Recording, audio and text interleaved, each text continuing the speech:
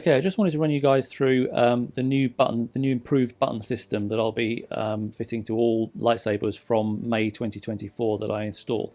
Obviously, there are other button systems available, and if people specify they want the sort of the FET263 system or Brian Connor's system, that's fine. I'll fit whatever people want. But by default, this is the system that I've sort of developed and that I'll be fitting as standard. Now, a few credits, because I can take only a small slice of credit for this. This is all built on the SA22C button system, which was written by Matthew McGeary.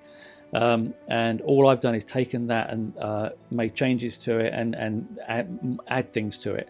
And that's been done with the help of Brian Connor and Frederick Hubernet, because they're the sort of the coding wizards in all this. I've only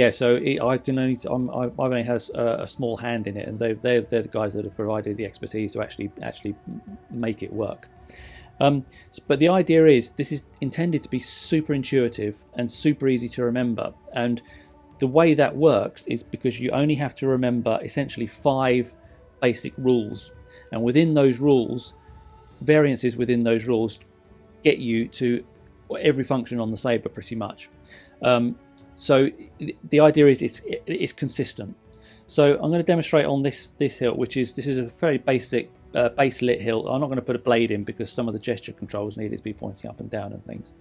There's a 2-button setup. The 1-button setup I haven't really altered. The SA22C 1 button is pretty good. So on this one we've got main button and auxiliary button. Now the first of the 5 rules is a single button of the main, a single click of the main button will always light the blade. So a short click will light it just normally with sound. And then press and hold it to shut it off. If you do a longer click, it lights it mute. But it's still one rule. One single click lights the blade, end of. And again, press and hold to shut it off. So that's rule 1. Rule 2 is a double click of the main always plays an audio track. So if you're double clicking with the blade off, you get the music track. Double click to stop it. If the blade is on, when you double click it, you get it's actually the force effect, but I load them up as character quotes. So blade on, double click. May the force be with you. So that's character quote. So again, one rule, a double click of the main always plays a sound effect, and then within that rule you've got kind of subdivisions of that rule, so it's easy to remember. So the third rule comes into font navigation. So short clicking the AUX with the blade off will always move you to one different font. So if you've got the hilt pointing up, when you buy a Sabersense lightsaber, you'll get a list like this. This is a list of every font that comes on your saber. So most of them are freebies, but on this particular one there are some bought ones, which obviously have to be paid for. But even if you don't have any of the sort of premium fonts, you'll get a whole bunch of freebies on there. So they're all listed, and the new button system helps you navigate around that big long list of fonts much quicker than before. So a short click of the AUX with the hilt pointing up will go forward one font. So we're starting on font number 1, Graflex. Short click of the AUX. We've gone to font number 2. If we have the hilt pointing down and a short click of the AUX, Graflex. We've gone back a font, back to Graflex. So that's forwards and backwards one font at a time.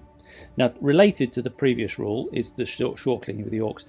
Double clicking, those short clicks of the AUX can multiply up. So if we want to go forward one font, short click of the AUX, as we did before. If we want to go forward 5 fonts, it's 2 clicks. Return of the Sith, pre-on. And if we want to go forward 10 fonts, it's 3 clicks. Diagnostic. So it still means we're still following the same rule. Short clicking of the AUX always takes you forwards or backwards fonts, depending on whether the hilt is up or down. And then 1 click takes you forward 1 font, 2 clicks takes you forward 5, 3 clicks takes you forward 10. You can also, this is a sort of a legacy command for people who have sabers and are kind of used to them. You can also go backwards 1 font by holding the AUX and clicking the main. If we go forward 1 first. Main training. So now if we want to go backwards, Graphics. So that does break the rule, but I'm leaving that in there as a sort of duplicate feature for people who are already used to their sabers and want to keep that as an option.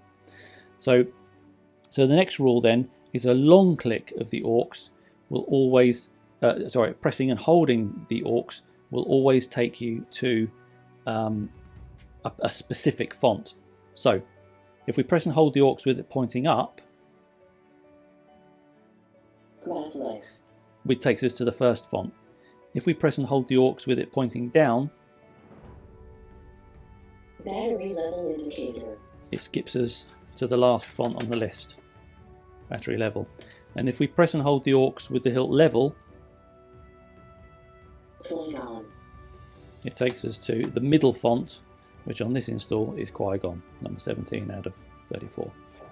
So yeah, so from there then you can go forward or backwards one font at a time to whichever font you want. So it's super easy now to navigate your way around the saber. You can get to it, with 34 fonts on this hilt, and I have done them with nearly 70 fonts on some installs. So you're never more than a couple of clicks away from getting to the font you want. So the next rule is it involves menus. So holding the main and clicking the AUX always takes you to a control menu. So you have to do it quite quickly, because in this case with the blade off you'll light the blade. But if we do it with the blade off, Entering volume menu. so we're in the volume menu, so then short clicking takes us down volume, takes us up volume, and then to come out of it, same again. Exiting volume menu.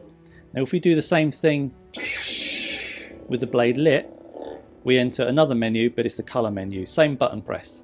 Entering color change. So again, one rule, same button press. And now if we rotate, you can see it.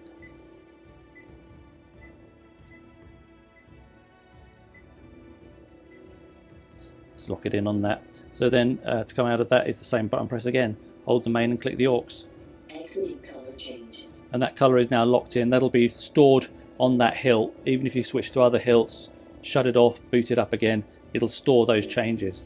But again, it's one rule. Hold menu, click the AUX, always takes you into a control menu. The only variation is whether you do it while the blade is lit or while it's off.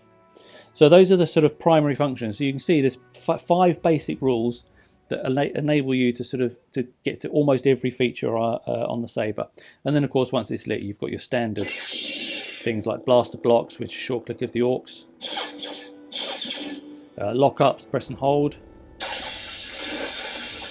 If you press and hold pointing down, you get tip drag if it's a NeoPixel saber, and yeah, so that's kind of the logic behind it. So yeah, this is going to be built into all the sabers that I build by default from May 2024 onwards. As I say, if you want one of the other button systems, there are other excellent button systems out there. That some of them are more complicated, more fully featured. But I think this is, for my money, this suits me. It's intuitive, it's simple, easy to remember, and I think works really, really well.